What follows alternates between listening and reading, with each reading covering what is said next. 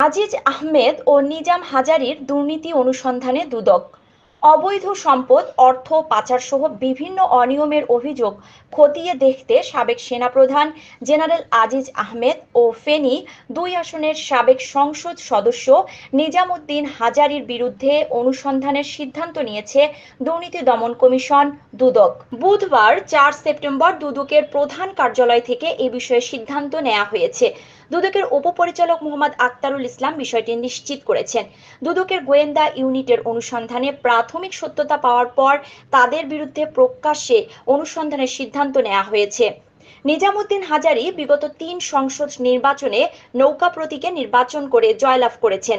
তার বিরুদ্ধে অবৈধ সম্পদ অর্জন, ঢাকা ফেনী সহ বিভিন্ন জেলায় নামে বেনামে জমি, বাণিজ্যিক ভবন কেনা, বিদেশে টাকা পাচারের অভিযোগ আছে। অন্যদিকে সাবেক সেনাপ্রধান আজিজের বিরুদ্ধে ক্ষমতা অপব্যবহারের মাধ্যমে বিভিন্ন দুর্নীতি ও অনৈতিক কার্যক্রম সহ নানাবিধ অনিয়ম ও দুর্নীতির মাধ্যমে রাজধানী সহ বিভিন্ন জায়গায় বাড়ি, ফ্ল্যাট ক্রয় সহ ১০০ কোটি বিনিয়োগ করে আলিশান বাংলো নির্মাণের অভিযোগ রয়েছে। অভিযোগ আছে সাবেক সেনাপ্রধান মিরপুর ডিওএইচএস মিরপুরে বাড়ি, ঢাকার নিকুঞ্জ ১-এর ৬ নম্বর রোডে আজিজ রেসিডেন্স নামীয় বাড়ি কিনেছেন।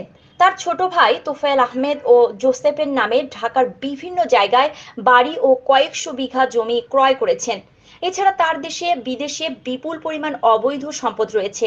অর্থ পাচার করে মালয়েশিয়া, সিঙ্গাপুর ও দুবাইয়ে ব্যবসা পরিচালনা ও বাড়ি কেনার অভিযোগও রয়েছে তার বিরুদ্ধে।